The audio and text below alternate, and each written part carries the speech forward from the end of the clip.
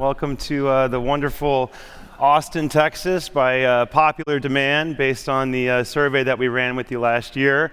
Hopefully everybody's had a chance to get out and explore the town a bit.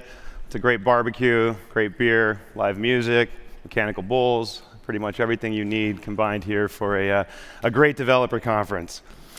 My name's Will Hayes, and I'm the CEO of Lucidworks, and all of us at Lucidworks are really excited to welcome you here. We've got a great couple of days ahead of us. If you're not familiar with Lucidworks, we are the primary commercial sponsor of the solar project.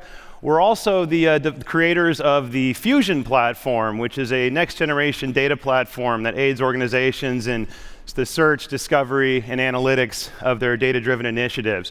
So if you haven't seen Fusion, if you'd like to come by and see a demo, we encourage you to come visit our booth out there in the foyer, and we can take you through a demo and tell you all the things that we can do for you and your data-driven initiatives. So a couple of quick stats here on this year's Revolution. We have over 600 attendees here in Austin with us. That's representing 26 countries, over 180 organizations from around the world. In fact, 6 continents even being represented here. So really excited. You know, this is one of my favorite shows, primarily because it's still one of the really purely technical shows. If you think about what happens with a lot of events over time, they kind of shift towards more of a marketing mentality. But you know, Revolution has always been about end users. It's always been about applications of technology, use cases, and education. And I think part of what makes it so special is the diversity that we see when it comes to the verticals represented, the industries represented, the geographies, the cultures, all coming together around this technology, sharing ideas and sharing insight.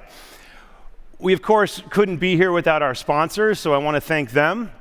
They too are out there in the foyer, so they're showing their latest and greatest wares. They're showing off the services that they can offer.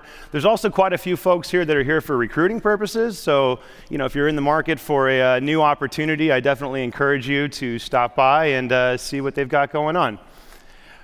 Quick housekeeping here. We've got an app, so if you haven't installed the app, I'd encourage you to do so. You can find it in your app store. You can also just go to lucinerevolution.org/app. This will give you everything you need with agendas, locations, and times for things like lunch and the party. You can also communicate with other attendees, with speakers, with committers, and also rate your sessions and provide feedback. So we encourage you to get the app installed. An additional feature that we brought back from last year, this was really popular, was the headshot booth. So if any of you need some updates to your profiles, LinkedIn, Tinder, whatever profiles you need to get a professional headshot for, we encourage you to come by tomorrow. We'll have it set up out there in the foyer once again. And again, we'll treat those for you. We'll get them emailed out to you. So definitely encourage you to take advantage of that. We've got a great agenda today. We've got a wonderful keynote address coming up here shortly. We'll go into breakout sessions.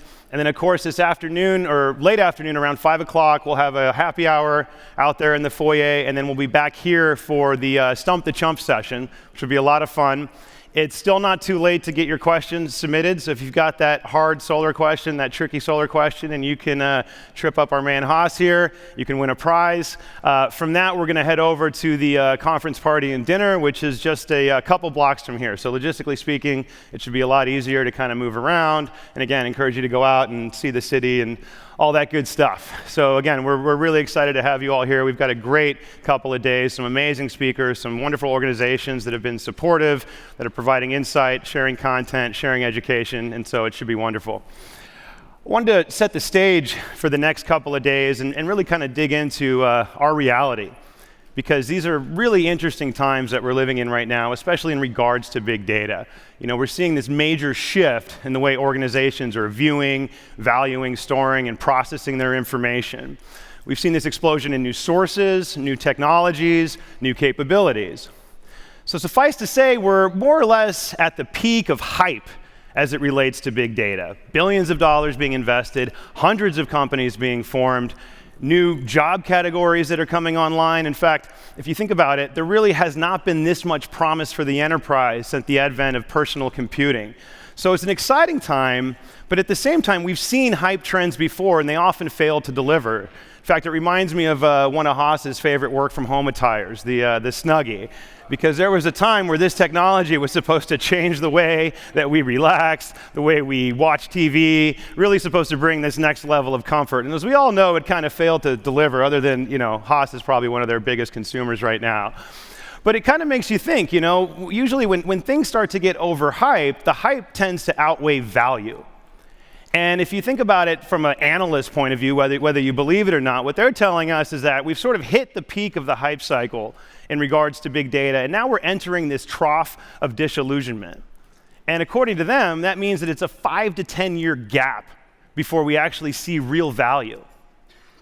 So that's a hard thing for me to get my head around, because if you think about the promise of, quote, big data, right? What it means to be able to leverage and process and make sense of more information, what it means to gain better insight, to optimize operations, to help with strategic decision-making, this is kind of a no-brainer. In fact, we have more information at our disposal than at any point in human history when it comes to decision-making. So what can go wrong that sort of leads us to this disillusionment and is preventing us from getting to value?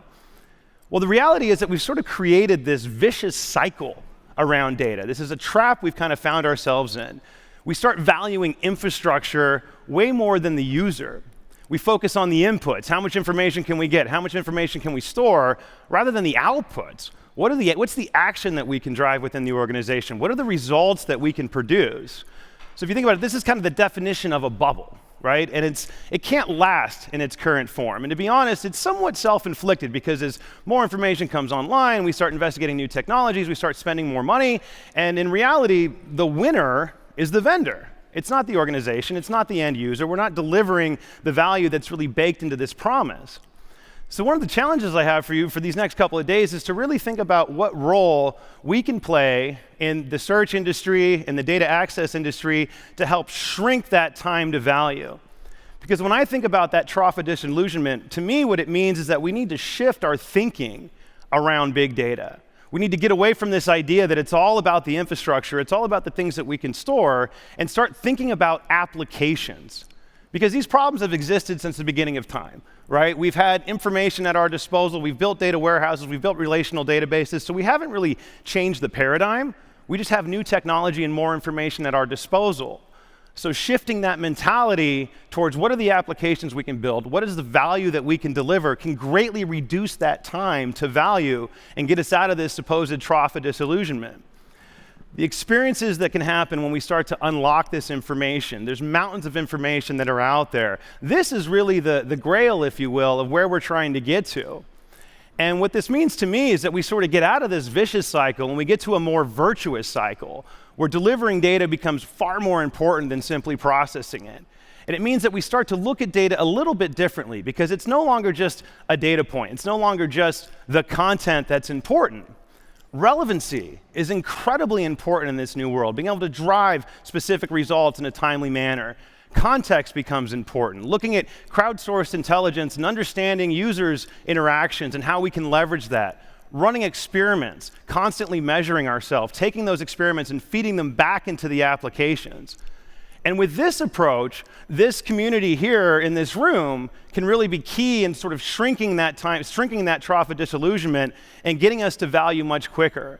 Because we're providing technology that applications need to deliver on the promise of big data.